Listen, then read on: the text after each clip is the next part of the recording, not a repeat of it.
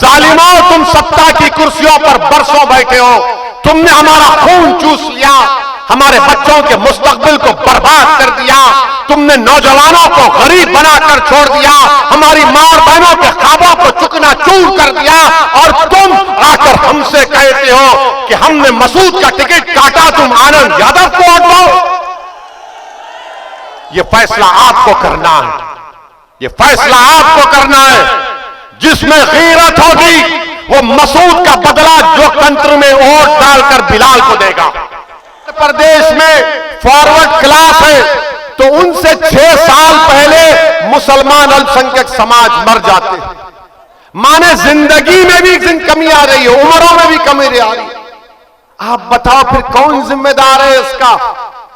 Encounter होता है तो हमारा नाम, जेलों में 28% अंडर ट्रायल दलित अल्पसंख्यक समाज का मुसलमान, और फिर पूरा इल्जाम लगता है ओवैसी के ऊपर। क्या मेरी हुकूमत थी? क्या मेरा कोई मुख्यमंत्री था? क्या पुलिस मेरे मातहत थी? क्या शिक्षा मेरे मातहत थी? अरे तुम एक बार बिलाल अंसारी को कामयाब करो 5 साल के लिए, उसके बाद तुम ओवैसी से सवाल करो, मैं जवाब देने तैयार रहूंगा। जालिमों, तुम सत्ता की कुर्सियों पर बरसों बैठे हो, तुमने हमारा खून चूस लिया, हमारे बच्चों के मुस्तकबिल को बर्बाद कर दिया, तुमने नौजवानों को गरीब बनाकर छोड़ दिया, हमारी मां बहनों के ख्वाबों को चुकना चूर कर दिया, और तुम आकर हमसे कहते हो कि हमने मसूद का टिकट काटा, तुम आनंद यादव को वोट दो। यह फैसला आपको करना है, यह फैसला आपको करना है। जिसमें गीरत होगी वो मसूद का बदला जो तंत्र में वोट डालकर बिलाल को देगा। अगर कोई गीरतमंद होगा, अगर उसमें गीरत जिंदा होगी तो उसका फैसला देगा वो।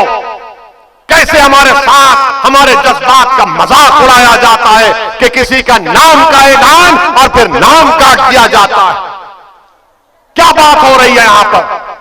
मेरे अजीज दोस्तों और बुजुर्गों, हम आपसे यही अपील करने आए हैं कि आप बेखौफ होकर अपने वोट का मतदान का इस्तेमाल करिए।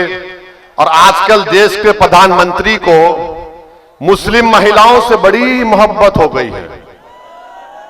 हर भाषण में बोलते ट्रिपल तलाक, ट्रिपल तलाक। देश के प्रधानमंत्री,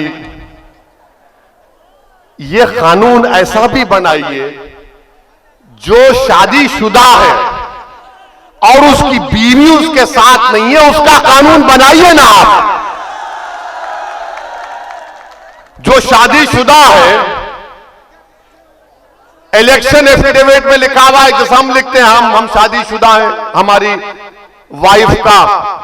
वाइफ हमारे घर में बॉस है हमारी, वो लिखते हैं मगर घर में नहीं है। और आप ट्रिपल तलाक की बात कर रहे हैं।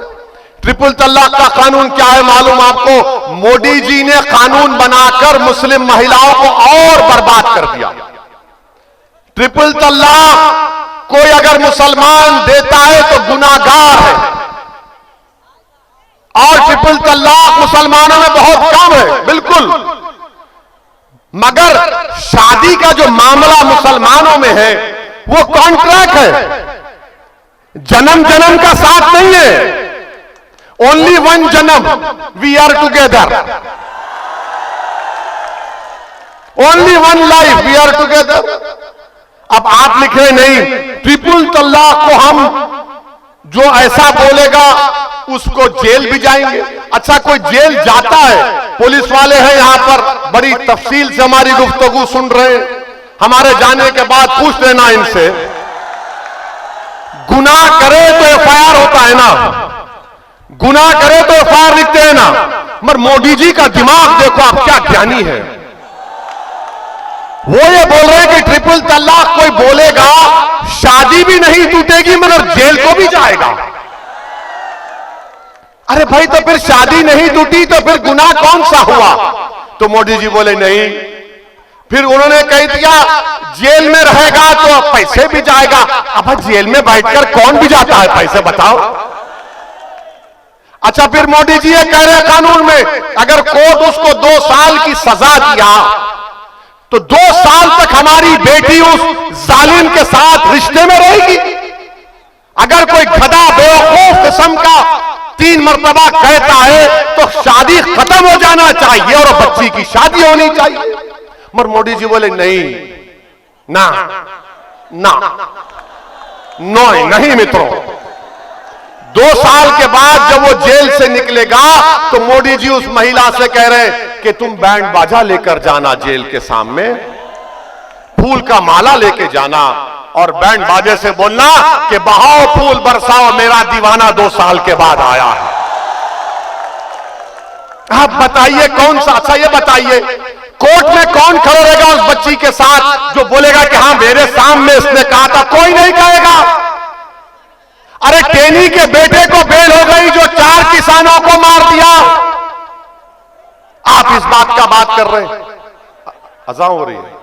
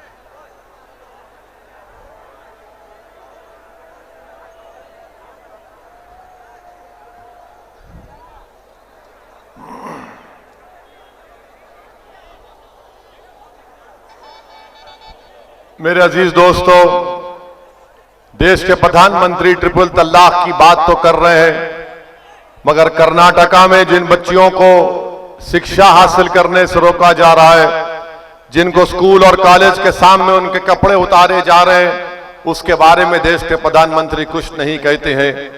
देश के प्रधानमंत्री का यह बोलना कि उत्तर प्रदेश की जनता मुझे वोट इसलिए देगी क्योंकि वो मोदी का नमक खाए हैं, हम देश के प्रधानमंत्री से कहना चाह रहे हैं कि हम देश का नमक खाते हैं, किसी प्रधानमंत्री का नाम का नमक नहीं खाते हम। और तीसरी बात यह है अजीज दोस्तों, हम आपसे आखिर में यही कहना चाह रहे हैं कि 27 तारीख के दिन क्या आप तमाम लोग मजलिस के उम्मीदवार के हक में, प्रत्याशी के हक में वोट देंगे? डरेंगे तो नहीं ना? डरेंगे तो नहीं ना आप लोग? और जब डरेंगे तो क्या करेंगे? वो कर्नाटका की बच्ची ने क्या कहा था जब उसको बलवाइयों ने घेर लिया? तो जब इंसान के दिलो दिमाग में कभी आता इब्लीस आके बोलता डर, तो आपका काम यह है, उस बच्ची ने सारी दुनिया को एक पैगाम दिया। क्या नारा लगाया था उसने? क्या कहा था उसने? नहीं, जोर से लगाओ ताकि तुम्हारी आवाज सारी दुनिया सुन सके। यही चीज को याद रखिए, क्योंकि 27 तारीख को आपके जज्बे को बरकरार रखिए, डरने और घबराने की जरूरत नहीं है। इंशाअल्लाह ताला आप अपने नेता को बनाएंगे, आप अपनी क़यादत को बनाएंगे, और ये जुल्म का खात्मा होगा, ये नाइंसाफी के दौर का खात्मा होगा। आप तमाम का बेहद शुक्रिया कि आप इस मीटिंग में शिरकत किए। 27 तारीख के दिन कैसरगंज की विधानसभा में आसमानों में क्या नजर आना चाहिए? सिर्फ पतंग और पतंग नजर आना चाहिए। सबको जाकर हमारा पैगाम पहुंचाइए। जो यहां नहीं आ सके उनको भी हमारी बात बताइए कि एक दीवाना आकर ये बात कर कर गया है। शुक्रिया बहुत बहुत। हमारी मां और बहनों का भी शुक्रिया कि आप अपना कीमती वक्त निकाल कर आए। बहुत बहुत शुक्रिया। अस्सलाम वालेकुम।